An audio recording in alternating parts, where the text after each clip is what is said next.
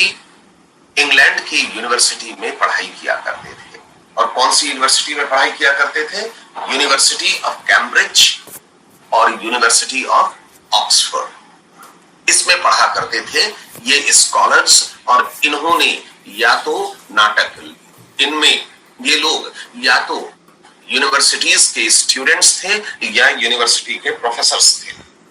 और इन लोगों ने जो नाटक लिखा, जो कंट्रीब्यूट किया, तो उसी कंट्रीब्यूशन को बोलते हैं यूनिवर्सिटी विट्स का कंट्रीब्यूशन।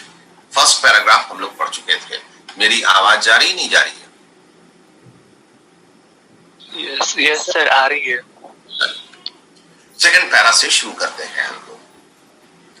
द यूनिवर्सिटी विट्स, याद रखिएगा, वापस हम बतला देते हैं, विट्स मतलब स्कॉलर्स, विट्स का मतलब स्कॉलर्स, ऐसे स्कॉलर्स जो यूनिवर्सिटी ऑफ कैम्ब्रिज या यूनिवर्सिटी ऑफ ऑक्सफोर्ड में पढ़ते थे या पढ़ाते थे। इन लोगों ने जो नाटक लिखा उसी को बोलते हैं contributions by the university wits.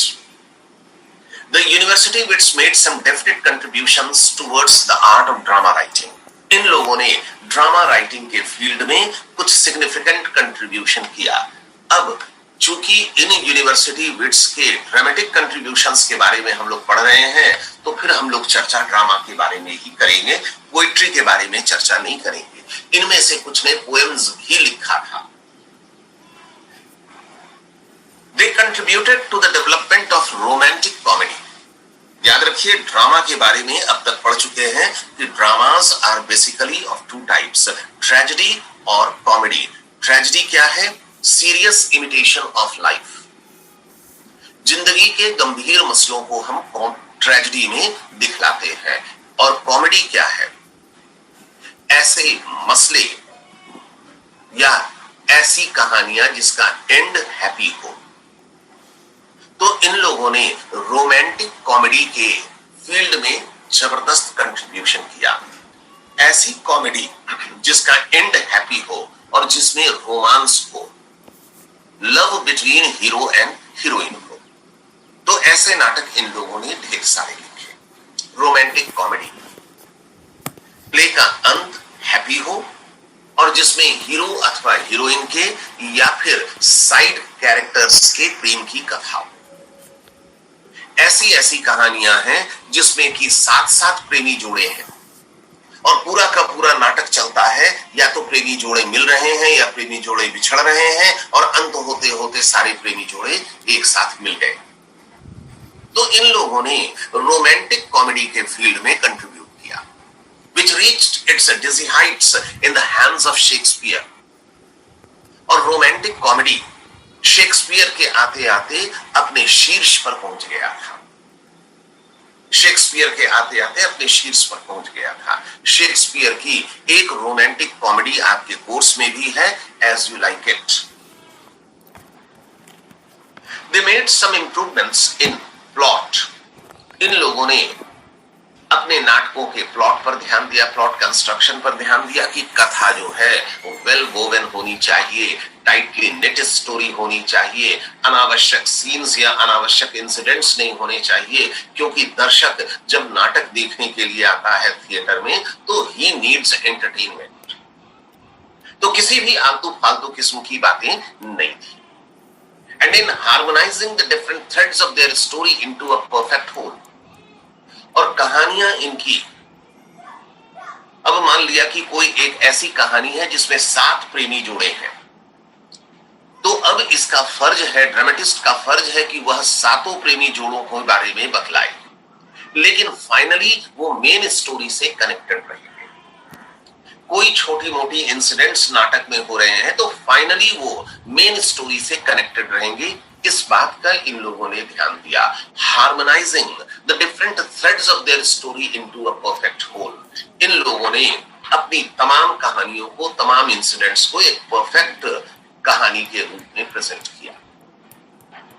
They prepared the ground for the historical plays. इन लोगों ने हिस्टोरिकल नाटकों की शुरुआत की। ऐसे नाटक जिसमें हिस्ट्री की कथा हो। जोधा अकबर कैसी फिल्म है? हिस्टोरिकल। तो इस तरह के नाटक इन्होंने लिखे जो अपने समय से 100 साल, 200 साल, 300 साल पुरानी घटनाओं का जिसमें जिक्र हो। अब हिस्टोरिकल प्लेस में ये हिस्ट्री नहीं लिख रहे थे। 10% was history and 90% was imagination। तो इन्होंने हिस्टोरिकल प्लेस की शुरुआत की। तो किसमें कंट्रीब्यूट किया? इन्होंने रोमांटिक कॉमेडीज में कंट्रीब्यूट किया, इन लोगों ने हिस्टोरिकल प्लेस में कंट्रीब्यूट किया और ट्रेजेडीज भी लिखी, एंड ट्रेजेडीज ऑफ शेक्सपियर। और ट्रेजेडीज भी इन लोगों ने लिखा जिसको बाद में शेक्सपियर अपने हाइट पर ले गया। The university wits had fondness for heroic themes। ये नाटककार जो लोग थे, इन लोगों ने अपने नाटकों में हीरोइक थीम्स का इस्तेमाल किया। अब हीरोइक थीम्स क्या बना है? इसका हीरो, इनके नाटकों का हीरो कोई अद्भुत काम कर रहा है। एक्लीज ने क्या किया था द गिलियड में? हीरोइक डीड था कि रोमांटिक डीड था? हीरोइक। एगामेम्नन क्या कर रहा था? हीरोइक डीड था। तो इस तरह के हीरोइक थीम्स इन लोगों ने अपने नाटकों में लिखे। हिस्ट्री के महान हीरोज की घटनाओं के बारे में लिखे। बॉर्डर फिल्म बनी तो वो कैसी फिल्म है? हीरोइक थीम है कि रोमांटिक थीम है? Heroic sir. हीरोइक। तो इस तरह के थीम्स का इन लोगों ने इस्तेमाल किया।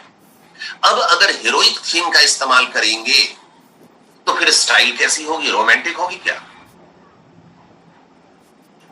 नहीं। तो फिर हीरोइक स्टाइल भी इन लोगों ने इस्तेमाल किया। इनके स्टाइल में ग्रेसफुलनेस था, वैरायटी था, स्प्लेंडेड डिस्क्रिप्शन, भव्य वर्णन था, लॉन्ग स्वेलिंग स्पीचेस, और हीरो या विलेन कोई डायलॉग बोल रहा है तो लंबे लंबे और बड़े शानदार डायलॉग बोल रहा है। ठीक वैसा ही डायलॉग्स जैसे रामायण सीरियल में रावण बोल रहा है या राम बोल रहे हैं, या महाभारत सीरियल में अर्जुन बोल रहा है या भीष्म पितामह बोल रहे हैं।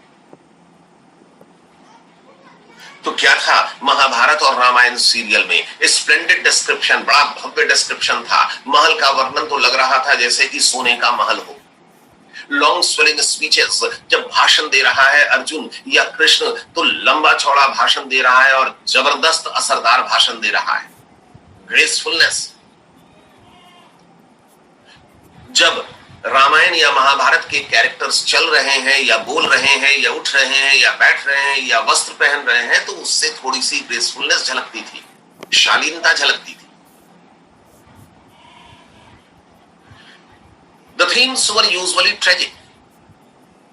और इन हीरोइक थीम्स के, हीरोइक प्लेस के थीम्स जो थे वो आमतौर पर ट्रेजिक हुआ करते थे, अंत दुखद हुआ करता था। हीरो अंत में मारा गया अपने देश की खातिर, या हीरोइन की जान बचाते हुए मारा गया, या कोई साहसिक अभियान करता हुआ वो मारा गया। उसने जान तो बाकियों की बचा ली लेकिन खुद मारा गया। The plays lacked humor।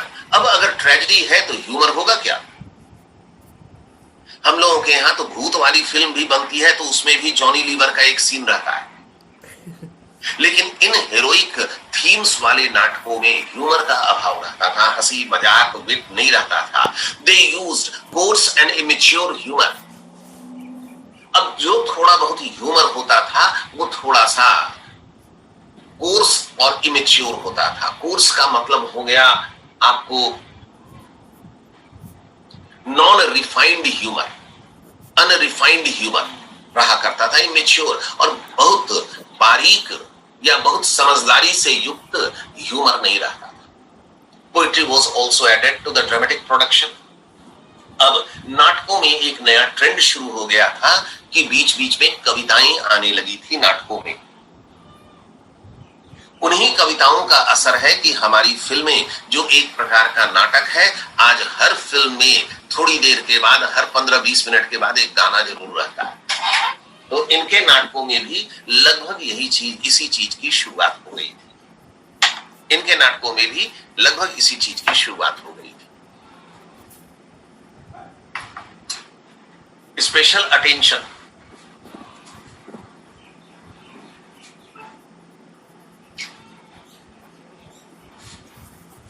देखो तो फीवर नहीं है। Special attention was paid to the art of characterisation. चरित्र को डेवलप करने पर ज्यादा ध्यान दिया जाता है। अगर हीरो है तो हीरो के बारे में डिटेल्स में बतलाया जाएगा, विलेन है या हीरोइन है तो उनके बारे में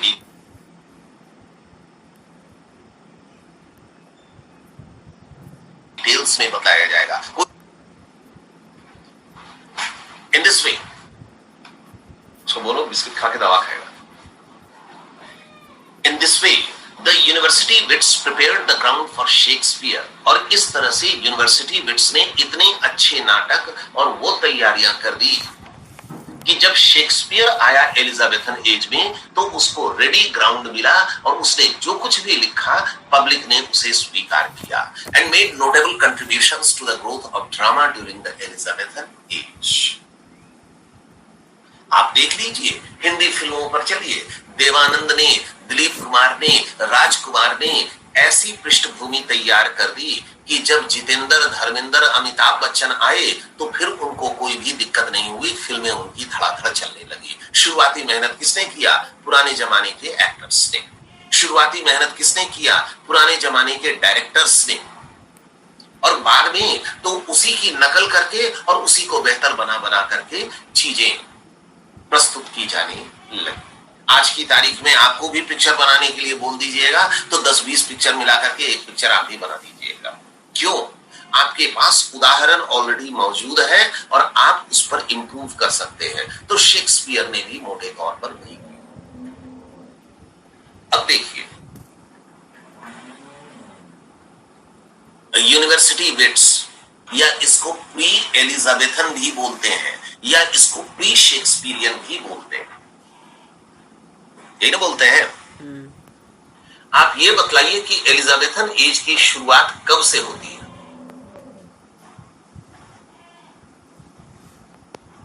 सर 1558 1558 वेरी गुड। 1558 16 grade 3 1558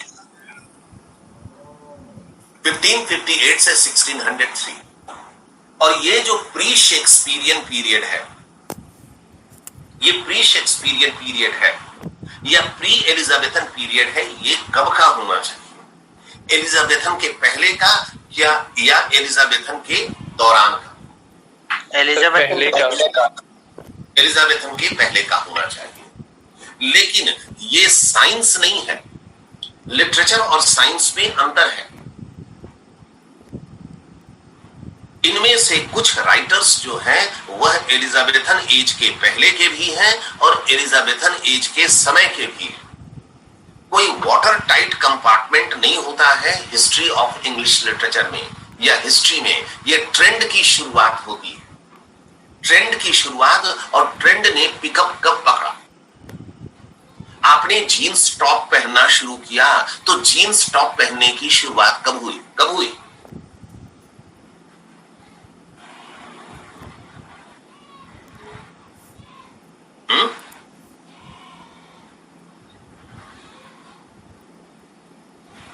आज से करीबन सर वही 10-20 साल पहले। 10-20 साल पहले। 10-20 साल पहले। 10 साल पहले कि 20 साल पहले? ये सोच लो, बहुत बड़ा फासला है 10 और 20 साल में। 20 साल 20th century 20 साल। जब मैं कॉलेज में था और उस समय फिल्में देखते थे तो उस समय की हीरोइनें भी और हीरोज भी जीन्स पहनते थे आज से करीब 35 साल पहले। और पहला जीन्स का फैशन आया था 1800 समथिंग में, 1840 वगैरह में, जब फैक्ट्री के मजदूर जिनका कपड़ा जल्दी जल्दी फट जाता था, इस प्रकार का डेनिम नाम का कपड़ा बनवाया उन लोगों ने जो कि फटे नहीं। तो कितना साल पुराना हो गया? 1800 पुराना तो है सर, ट्रेंड नहीं था सर। 180 साल पहले हो गया। तो ट्रेंड पिकअप करते करते टाइम लगता है, शुरुआत तो हो जाती है। वॉशिंग मशीन हिंदुस्तान में आ गया होगा आज से 50 साल पहले। आपके घर में तो अभी तक नहीं आया है, या आपके घर में 2 साल पहले आया, तो ट्रेंड पिकअप करते करते टाइम लगता है। और ये कोई हिस्ट्री ऑफ इंग्लिश लिटरेचर कोई वाटर टाइट कंपार्टमेंट नहीं है। देखिए, जॉन क्या पढ़ेंगे इसको? John lily. Lily sir. Lily, John lily. Hindi में आप लिख लीजिए, नहीं तो बाद में लाइली पढ़िएगा आप इसको। जॉन लिली 1554 से 1600। तो एलिजाबेथन एज में ये चला गया कि नहीं चला गया? Yes sir. यस सर, चला गया।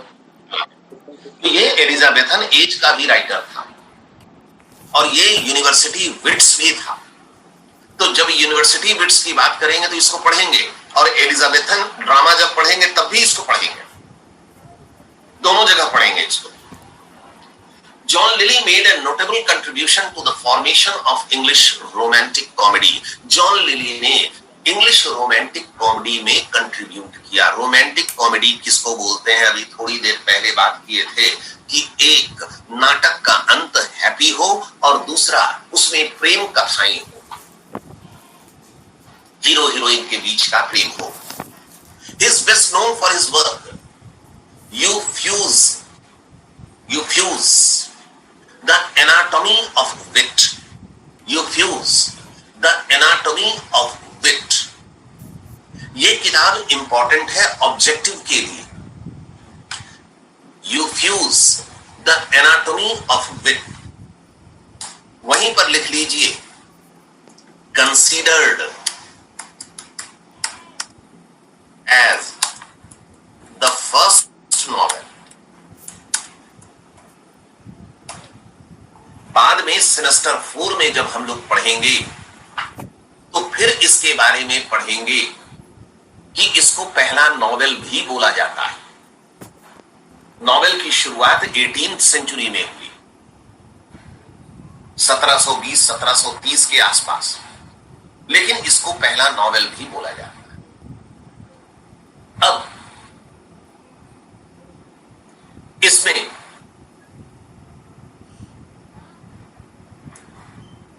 His literary style is known as euphuism.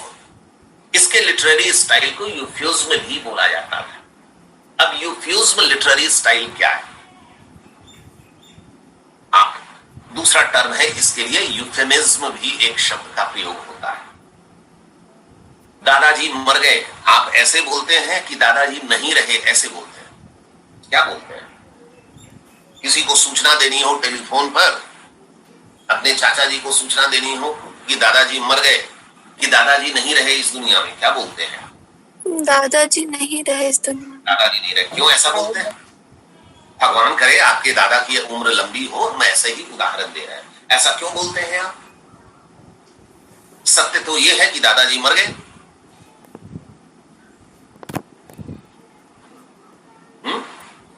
To make it sound polite. किसी भी, हाँ, to sound good. आप ऐसा इसलिए बोलते हैं कि थोड़ा सा अच्छा लगे, कड़वा नहीं लगे, बुरा नहीं लगे। तो इसने, जॉन लिली ने इस स्टाइल को डेवलप किया। इसकी अदर फेमस प्लेज है women in the moon, Endymion, Sapho and Phao, Midas, Love's Metamorphosis. इतना याद नहीं रहेगा आपको, लेकिन आप Euphues the anatomy of wit को नहीं भूल सकते हैं। आपसे शॉर्ट आंसर पूछना चाहिए तो शॉर्ट आंसर में आपसे पूछेगा who are the university wits. तो ऊपर में बात कर लिया है हम लोगों ने कि who are the university wits. आपसे शॉर्ट में क्वेश्चन पूछेगा right about the contributions of the university wits. तो हम लोगों ने पिछले पैराग्राफ में कंट्रीब्यूशंस पढ़ा है, और जब आप यूनिवर्सिटी विट्स के बारे में लिखेंगे तो 2-4 लोगों का नाम लिखेंगे कि नहीं लिखेंगे? यस सर, लिखेंगे सर। लिखेंगे। तो आप जॉन लिली का नाम जरूर लिखेंगे, और जॉन लिली की किताब यूफ्यूज के बारे में अवश्य लिखेंगे। बाकी बाकी को आप भूल भी जाइएगा तो कोई दिक्कत नहीं है, मेरा फर्ज है आपको बता देना। His comedies are characterized by, अब कॉमेडी है तो क्या होगा, विट, हंसी मजाक, स्पार्कलिंग डायलॉग्स। स्पार्कलिंग डायलॉग्स मतलब क्या, चमचमाते हुए डायलॉग्स। स्पार्कल मतलब क्या होता है, चमचमाना, तो चमचमाते हुए डायलॉग्स थे। स्पार्कलिंग डायलॉग्स का मतलब होता है ऐसा डायलॉग जो तुरंत आपका ध्यान अपनी ओर खींच ले, वो है स्पार्कलिंग डायलॉग्स। नेक्स्ट कौन है, क्या पढ़िएगा इसको, जॉर्ज पी। जॉर्ज पील पढ़ेंगे, इसको पीले नहीं पढ़ेंगे, याद रखिएगा, हिंदी में आप वहां पर लिख लीजिए। फिर दूसरा इंपॉर्टेंट आदमी है जॉर्ज पील, इसको भी देखिए। जॉर्ज पील एलिजाबेथन है, लेकिन ये यूनिवर्सिटी में पढ़ता था, इसलिए यूनिवर्सिटी विट्स की कैटेगरी में आएगा। 1559 to 97, तो मोटे तौर पर क्या है, ये एलिजाबेथन ही है। Is noted for adding poetry, इसने अपने नाटकों में पोएट्री इंट्रोड्यूस किया, हर 2-4-10 पन्ने के बाद कविता। इसका नमूना हम लोग पढ़ेंगे जब हम लोग शेक्सपियर की एज यू लाइक इट पढ़ेंगे। डेकोरेटिव फ्रेजेस का प्रयोग किया इसने अपने नाटक में। डेकोरेटिव फ्रेजेस किसको बोलते हैं, ऐसे डायलॉग्स का प्रयोग किया जैसे हम बोल दें कि she is a very beautiful girl, तो ये एक साधारण सा स्टेटमेंट होगा। लेकिन हम बोले कि she is a devastating beauty,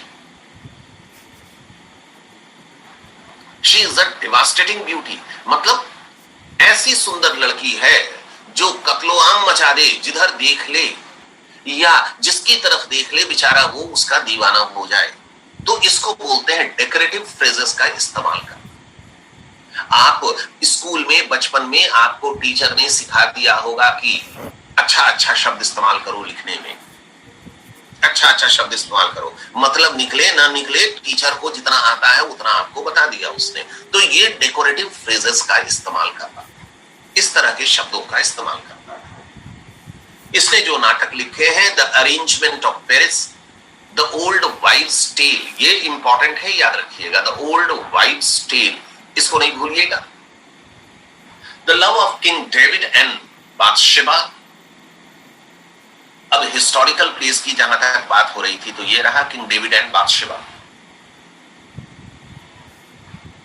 which are comedy of satires, जिसमें व्यंग है, कॉमेडी है। बिब्लिकल प्लेस, बाइबल के थीम पर भी इसने लिखा। किंग डेविड जो है वह बाइबल का ही कैरेक्टर है। The descriptions in these dramas are profusely flowery, इसके नाटकों में जो डायलॉग्स इस्तेमाल किए गए हैं वो बेहद अलंकारिक भाषा का इस्तेमाल किए गए हैं, और अलंकारिक भाषा का नमूना हम आपको दे देते हैं। आपके यहां शादी की कार्ड छपती है, तो शादी की कार्ड में क्या लिखा हुआ रहता है कि मेरे घर शादी में जरूर आइएगा, ये लिखा हुआ रहता है। मेरी मौसी की शादी में जमीन से जमीन आई। लिखा हुआ रहता है, मेरे सुपुत्र, सारी जिंदगी बेटा बोलते हुए बीत गया, लेकिन शादी के कार्ड में क्या लिखेंगे, सुपुत्र, चिरंजीवी। सारी जिंदगी बेटा को बोले कि खूब लंबी आयु हो तुम्हारी, लेकिन कार्ड में क्या लिख रहे हैं, चिरंजीवी। मेरे सुपुत्र चिरंजीवी संजीव और सौभाग्यकांक्षिणी। घर में क्या डायलॉग बोलते हैं, सदा सुहागन रहो, और यहां क्या कर रहे हैं, सौभाग्यकांक्षिणी नीलिमा के परिणय के पुण्य अवसर पर पधार कर आशीर्वचन दें। तो ये कौन सा लैंग्वेज करते हैं क्या आप घर में, ऐसा ही इस्तेमाल करते हैं घर में? No sir.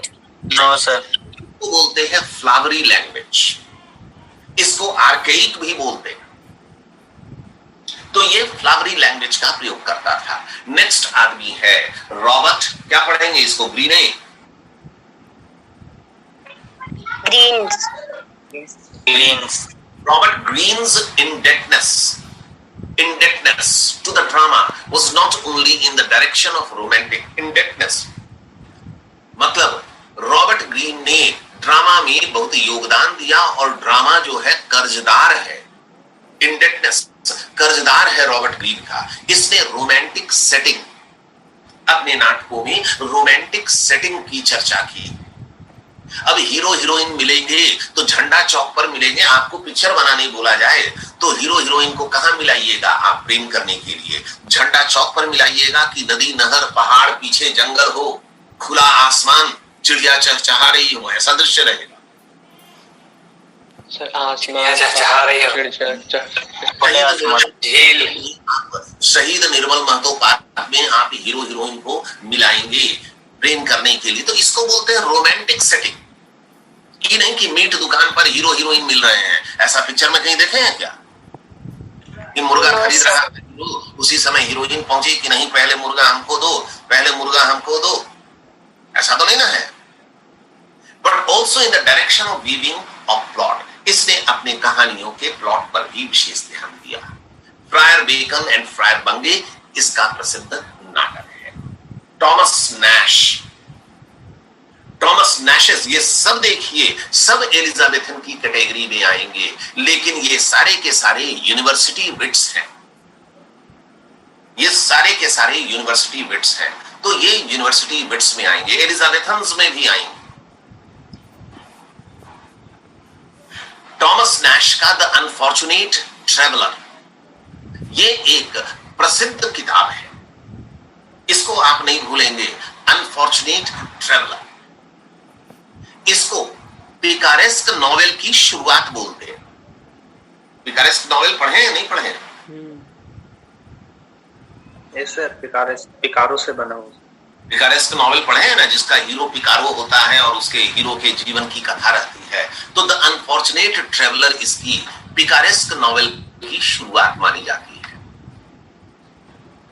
ठीक इसी तरह से ये इंपॉर्टेंट किताब है, याद रखिएगा। टॉमस लॉच, इसने भी रोमांटिक कॉमेडी लिखी, रोजालिन, ये भी इंपॉर्टेंट है, याद रखिएगा। एक साल ऑब्जेक्टिव में पूछ चुका है। और इसी रोजालिन के ऊपर शेक्सपियर का नाटक एज यू लाइक इट आधारित है, जो आपके कोर्स में है। तो रोजालिन याद रखिएगा, आपसे ऑब्जेक्टिव पूछता है कि शेक्सपियर का नाटक एज यू लाइक इट किस पुस्तक पर आधारित है? तो यह आधारित है रोजालिन नाम के नाटक पर, जिसको टॉमस लॉज ने लिखा है। ये ऑब्जेक्टिव का क्वेश्चन है। As you like it, you का वाई कैपिटल कीजिए। डिस्कनेक्ट कर रहे हैं हम, इमीडिएटली आप कनेक्ट होइए। हम लोग यहां पर वेरी वेरी इंपॉर्टेंट लिखिए। Thomas kid was one of the best known tragic writers of his time. Thomas kid जो था इस समय का सबसे प्रसिद्ध ट्रेजेडी राइटर था। इस समय का सबसे प्रसिद्ध ट्रेजेडी राइटर था, यूनिवर्सिटी विट था। ये सारे यूनिवर्सिटी विट्स हैं। His work shows advancement in the construction of plot and development of character. इसकी कहानियों में प्लॉट बड़े शानदार थे, कैरेक्टर्स का चित्रण बड़ा ही शानदार था। His Spanish tragedy very very important है, ये आप किसी हालत में नहीं भूल सकते हैं। अगर यूनिवर्सिटी विट से कोई एक ऑब्जेक्टिव क्वेश्चन पूछेगा तो टॉमस किड के बारे में अवश्य पूछेगा। टॉमस किड की द स्पेनिश ट्रेजेडी, और इस किताब का जिक्र आगे भी बार बार आता रहेगा आपको। Holds a unique place in the dramatic literature. Spanish tragedy जो है वह अपने समय का बेहद प्रसिद्ध नाटक है। स्पेनिश ट्रेजेडी मार्जिन में लिखिए, रिवेंज प्ले है। रिवेंज प्ले है, REVENGE, रिवेंज प्ले है। वहीं पर आप चाहे तो एक सेंटेंस लिख दे ड्रामेटिक लिटरेचर के बाद, it is a revenge tragedy. Revenge tragedy, ये सेंटेंस ही लिख दीजिए आप, क्या दिक्कत है। यह एक रिवेंज ट्रेजेडी है। द प्ले इज रिवेंज मतलब बदला लेना। The play is well managed and murders are thrillingly committed.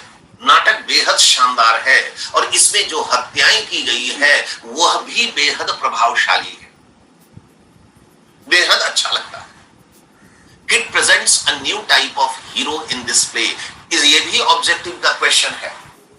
Thomas kid ने अपने इस नाटक द स्पेनिश ट्रेजेडी में एक हीरो को प्रेजेंट किया है और वह नए किस्म का हीरो है। कैसा hero? The hesitating type. The hesitating types, types नहीं होगा, टाइप होगा। यह हीरो एक्शन लेने में हिचकता है, करें न करें, सामने में दुश्मन मौजूद है और उसके बाद सोच रहा है हीरो 15 मिनट कि दुश्मन को मारे कि नहीं मारे, अभी मारे कि कल मारे, परसों मारे, कोई कुछ देख तो नहीं लेगा, कोई कुछ बोल तो नहीं देगा। तो ऐसे हीरो को बोलते हैं हेजिटेटिंग टाइप। और इसी प्रकार के हीरो से इंस्पायर्ड होकर के शेक्सपियर ने हेमलेट नाम का नाटक लिखा, जिसमें हेमलेट को अपने चाचा से बदला लेना है और वह भी इसी प्रकार से अपने हाथ से बदला लेने का अवसर निकलने देता है। जब जब उसे अपने चाचा की हत्या का मौका मिलता है तब तक सोचते ही रहता है। इसी कैरेक्टर से प्रभावित है हम लोगों के टीवी का सीरियल। जितने भी सीरियल्स हैं उसमें हीरो या हीरोइन किस टाइप के कैरेक्टर होते हैं? हेजिटेटिंग। हेजिटेटिंग, सोचते ही रहेंगे कि कोई काम करना है, कोई अपराध करना है, किसी से बदला लेना है या कोई अच्छा काम करना है, तो पहले 3 सीरियल सोचेंगे उस पर, करें नहीं करें। फाइल चुराने के लिए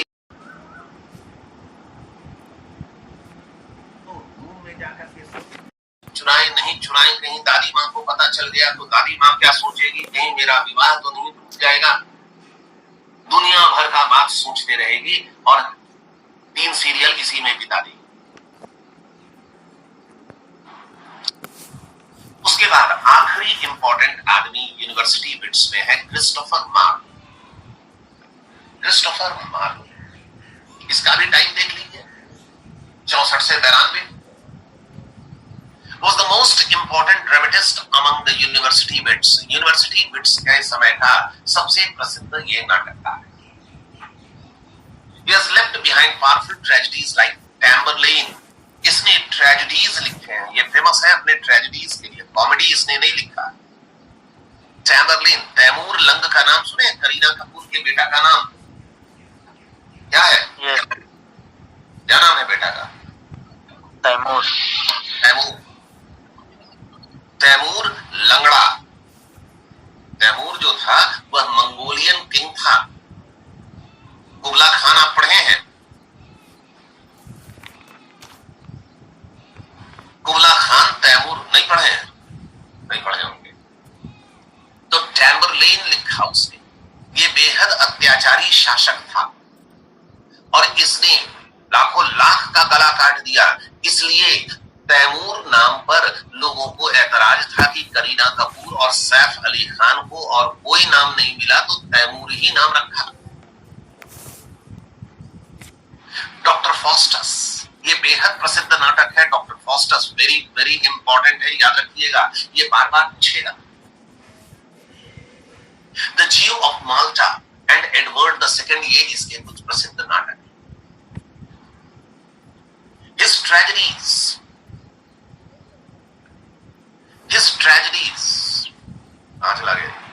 are one type of tragedies in which the hero dominates over the rest of the characters and darts them by his towering personality. Christopher Marlowe के ट्रेजेडीज में हीरो जो होता था इतना महान होता था कि बाकी कैरेक्टर्स उसके सामने बेहद मामूली प्रतीत होते थे। डार्क मतलब बौना। तो बौना मतलब ये नहीं है कि हीरो जो था 7 फीट 6 इंच का था और बाकी कैरेक्टर 4 फीट 2 इंच के थे, ये नहीं बोल रहा है। वो बोल रहा है कि हीरो इतना टावरिंग पर्सनैलिटी होता था, इतना महान होता था कि बाकी कैरेक्टर्स जो है उसके सामने मामूली आदमी प्रतीत होते थे। सनी देओल इतना महान कैरेक्टर है कि हैंडपंप उखाड़ दिया। कौन से पिक्चर में? इतना ताकतवर, बाकी कैरेक्टर्स उसके सामने किसी काम के नहीं। साउथ इंडिया का हीरो, चाहे मास फिल्म हो, चाहे इंदिरा द टाइगर हो, चाहे इसी तरह का येवड़ू हो, चाहे और कोई फिल्म हो, हीरो इतना महान होता है कि उसके सामने बाकी लोग कोई किसी औकात ही नहीं है किसी की। अमिताभ बच्चन की फिल्में, अमिताभ बच्चन इतना महान है, इतना ताकतवर है, इतना बुद्धिमान है कि बाकी कैरेक्टर्स उसके सामने मामूली। तो इस तरह के हीरो का इसने इजाद किया। इसकी कहानी डॉक्टर फॉस्टस, ट्रेजेडी है। डॉक्टर फॉस्टस बेहद प्रसिद्ध है। अब क्यों प्रसिद्ध है? अपने रेनेसा स्पिरिट की। रेनेसा मतलब क्या? ये तो शब्द पर हम लोग डिस्कस कर चुके हैं। रेनेसा मतलब पुनर्जागरण। क्या चीज? नए नॉलेज को जानने की चाहत रखने वाला। नए नॉलेज को जानने की चाहत, नए नॉलेज को जानने की चाहत। और इस नए नॉलेज को हासिल करने के लिए इंसान कुछ भी कर देगा। नए नॉलेज के लिए कुछ भी कर देगा। अब डॉक्टर फॉस्टस जो है, ये इंजेक्शन लगाने वाला डॉक्टर नहीं है। डॉक्टर मतलब विद्वान, डॉक्टर ऑफ थियोलॉजी, जिसको धर्म का बेहद अध्ययन है।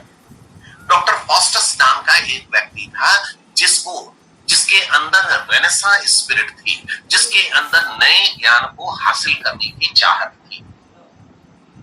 इसने मेफिस्टोफेलिस नाम के एक शैतान के साथ एग्रीमेंट किया। शैतान के साथ, शैतान का नाम था, डेविल का नाम था मेफिस्टोफेलिस। इसने मेफिस्टोफेलिस नाम के डेविल के साथ एक एग्रीमेंट किया और इस एग्रीमेंट के तहत डॉक्टर फॉस्टस जो भी ज्ञान हासिल करना चाहता है, 1 साल तक मेफिस्टोफेलिस उसे वो ज्ञान हासिल करने में मदद करेगा।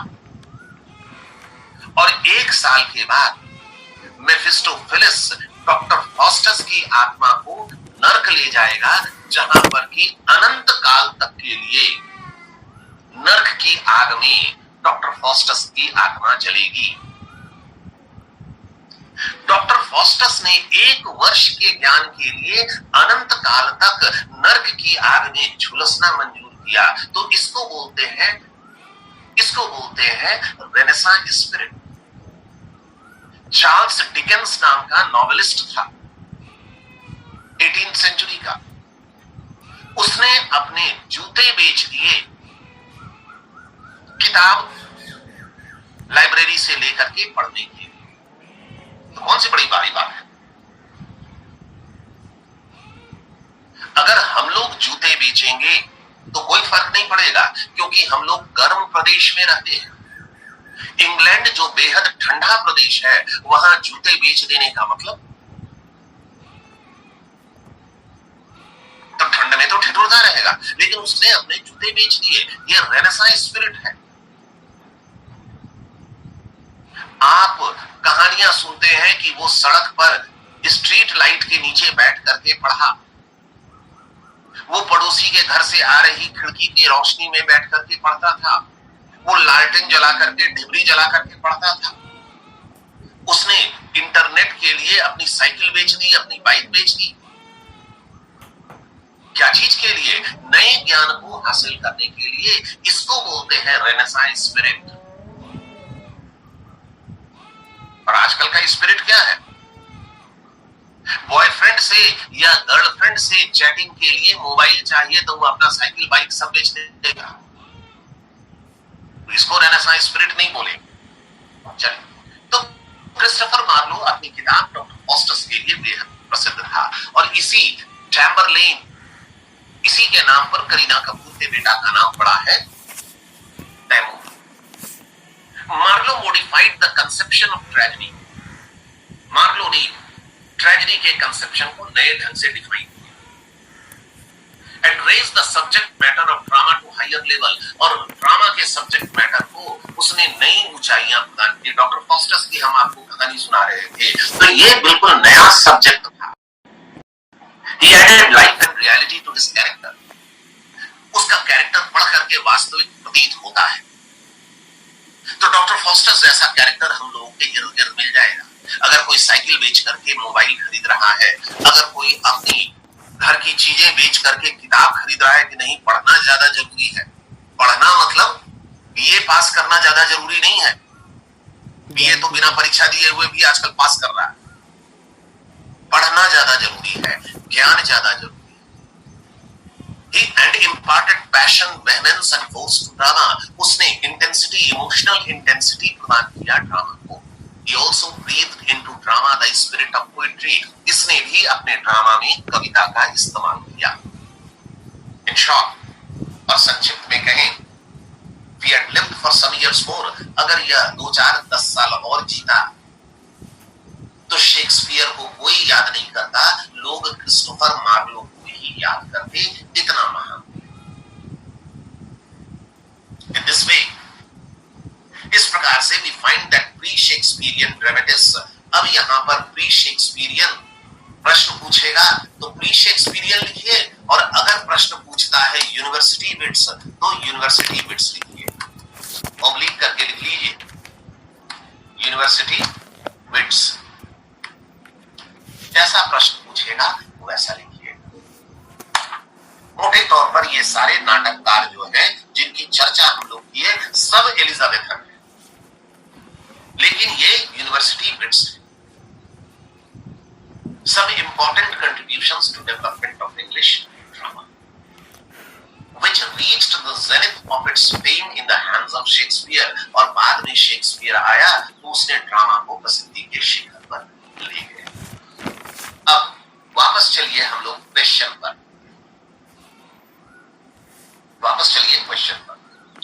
क्वेश्चन क्या क्या लिखे थे हम? प्री एलिजाबेथन ड्रामा एंड ड्रामेटिस्ट्स, आपको क्या लगता है कि ये सारे लोग pre Elizabethan drama and dramatist हैं? नो सर, एलिजाबेथन हुई है। तो ये तो एलिजाबेथन है, तो इस तरह से पेपर सेटर को क्वेश्चन नहीं पूछना चाहिए। लेकिन पेपर सेटर अगर बेहुदा होगा तो इस तरह का क्वेश्चन पूछे, ठीक है। इसके बाद देखिए एक क्वेश्चन लिखा हुआ है, प्री शेक्सपियरियन ड्रामास एंड ड्रामेटिस्ट्स, है लिखा हुआ? Yes sir. यस सर, है ना? तो क्या ये शेक्सपियर के पहले के थे? No sir. नो सर, नहीं, ये लोग सभी शेक्सपियर के समय के थे। शेक्सपियर का टाइम क्या है? 1564 से 1616। तो ये सभी शेक्सपियर के समय के हैं। तो ये क्वेश्चन भी उचित नहीं है, लेकिन पूछ देगा तो क्या करेंगे? लिखना तो पड़ेगा। उसके बाद एक क्वेश्चन और है, प्रेडिसेसर्स ऑफ शेक्सपियर है। तो प्रेडिसेसर का मतलब भी क्या होता है? प्रेडिसेसर का भी मतलब होता है प्री शेक्सपियरियन, शेक्सपियर के पहले का। तो ये भी क्वेश्चन सुटेबल नहीं है। तो इसमें एकमात्र क्वेश्चन सुटेबल है यूनिवर्सिटी बिट्स। तो जब ये सारे यूनिवर्सिटी बिट्स थे तो इसमें शेक्सपियर का नाम क्यों नहीं शामिल कर रहे हैं?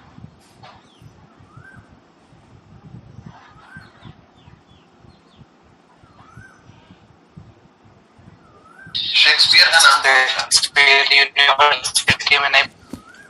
शेक्सपियर जो था वो यूनिवर्सिटी में नहीं पढ़ा, इसलिए इन यूनिवर्सिटी बिट्स के लिस्ट में हम लोग शेक्सपियर को शामिल नहीं करें। यूनिवर्सिटी बिट्स मतलब ऐसे विद्वान ड्रामेटिस्ट जिन लोगों ने कैम्ब्रिज यूनिवर्सिटी या ऑक्सफोर्ड यूनिवर्सिटी में पढ़ाई की थी, या टीचर या किसी न किसी प्रकार से जुड़े हुए। चलिए नेक्स्ट क्वेश्चन देखिए।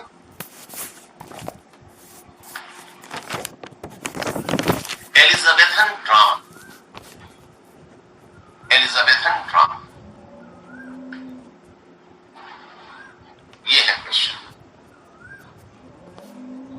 एलिजाबेथन ड्रामा, एलिजाबेथन एज में drama.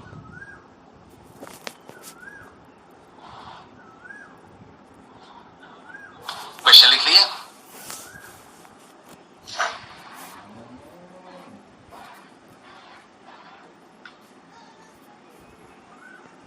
The drama is started in England because of the attempts by the clergy to teach the masses the tenets of the Christian faith.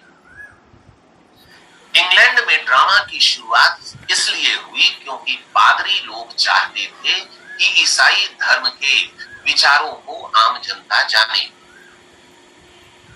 यही वजह था हम लोग नाटक की शुरुआत पढ़े हैं।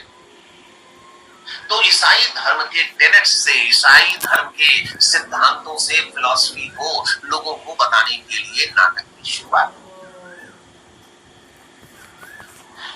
It developed in the hands of school masters. शुरू में नाटकों को किसने लिखा? घर घर में नाटक लिखा जाने लगा। No sir, school master. लोग तो पढ़े हुए थे ही नहीं, पढ़े लिखे थे नहीं। सर नाटक नहीं लिखा, बल्कि स्कूल मास्टर्स ने लिखा। वो स्कूल मास्टर्स जो चर्च के अंदर स्कूल चलाया करते थे, और जिसमें क्या करते थे, बीपीएल वाले बच्चे पढ़ने जाते थे नहीं, जिसमें वे लोग पढ़ते थे जो पादरी बनना चाहते थे। लैटिन पढ़ाया जाता था, हिब्रू पढ़ाया जाता था, फिलॉसफी पढ़ाई जाती थी। कोयर मास्टर्स, चर्च में गीत गाने वालों ने नाटक लिखे। And finally in the hands of learned main with university degrees. और बाद में नाटक लिखने का काम उन लोगों ने किया जो यूनिवर्सिटी में पढ़ रहे थे या पढ़ा रहे थे, जिनको क्या बोला जाता था? University wits. और जानबूझ करके हम प्री एलिजाबेथन शब्द लिख दिए हैं क्योंकि क्वेश्चन उटपटांग अगर पूछेगा तो आपका काम चल जाएगा। ठीक है? But the drama reached its culmination in the hands of Elizabethan dramatists. लेकिन ड्रामा अपने प्रसिद्धि के शिखर पर पहुंचा एलिजाबेथन ड्रामेटिस्ट के हाथों में। यूनिवर्सिटी विट्स ने शुरुआत तो की, लेकिन एलिजाबेथन ड्रामेटिस्ट के हाथों में ये प्रसिद्धि के शिखर पर पहुंचा। The Elizabethan drama has taken different forms. Elizabethan नाटक में बहुत सारे परिवर्तन आए और स्टेज पर भी बहुत सारे डेवलपमेंट्स हुए। The Elizabethan dramatists incorporated in their works. इस युग के नाटककारों ने अपने नाटकों में शामिल किया। जहां पर ऊपर में क्वेश्चन आप लिखे हुए हैं एलिजाबेथन ड्रामा, वहीं पर आप ईयर भी लिख लीजिए। 1558 से 1603। कितना? 1603। ये लिख लीजिए तो आपको ध्यान रहे। The Elizabethan dramatists incorporated in their works what was absent in the pre-Elizabethan dramas. इस युग के नाटककारों ने अपने नाटकों में वे चीजें शामिल की जो प्री एलिजाबेथन नाटककारों में नहीं था। They gave English drama a proper platform. इन्होंने इंग्लिश ड्रामा को इज्जत प्रदान की, प्रॉपर प्लेटफॉर्म दिया, मतलब कि उसे स्टेटस ऑफ रिस्पेक्ट दिया। लोग पसंद करने लगे नाटक, लोग थिएटर आने लगे नाटक को देखने के लिए। Identity the, status the. The pioneers of English drama in the Elizabethan age, Elizabethan age में जिन लोगों ने नाटक लिखना शुरू किया, were largely responsible for heralding various experiments in drama. इन लोगों ने नाटकों में बहुत सारे एक्सपेरिमेंट करना शुरू किया। क्या क्या एक्सपेरिमेंट हो सकते थे? पहला एक्सपेरिमेंट तो स्टेज पर होने लगा। पर्दा गिरने लगा, पर्दा उठने लगा।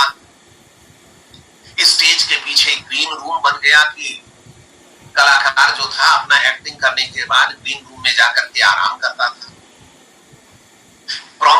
इस्तेमाल किया जाने लगा। अगर कोई डायलॉग भूल रहा है तो पीछे से एक आदमी फुसफुसा करके कुछ बोलता था, तो हीरो हीरोइन को आगे का डायलॉग याद आ गया।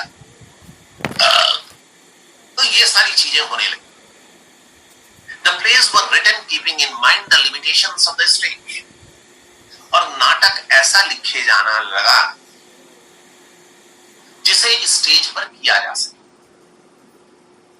अब नाटक हम लिख दें कि रॉकेट से हीरो चला गया चांद पर, तो एलिजाबेथन एज में इसको कैसे दिखाएगा? यह दिखाना संभव नहीं था कि हीरो और हीरोइन रॉकेट से चांद पर चला गया और चांद पर गाना गा करके फिर नीचे उतर गया। आज की तारीख में दिखा सकते हैं। देखिएगा बहुत सारे रियलिटी शोज में शाहरुख खान आया स्टेज पर तो ऊपर से एक ट्रॉली उतर रहा है या ऊपर से कुछ ट्रॉली उतर रहा है और उससे नीचे उतरा और फिर ऊपर चला गया। तो आज की तारीख में रॉकेट से चांद पर जाते हुए दिखा देगा स्टेज पर, लेकिन उस जमाने में संभव नहीं था। तो स्टेज पर क्या सीमितताएं थी उसका ध्यान इन लोगों ने रखा। The adaptation had to be done because the Elizabethan stage was a primitive affair. अब ये परिवर्तन लाना था क्योंकि एलिजाबेथन स्टेज जो है as compared to the modern stage जो था वो बहुत ही शुरुआती अवस्था में था। एलिजाबेथन स्टेज में बहुत सारी कमियां थी और आज के स्टेज में बहुत सारी अच्छाइयां हैं।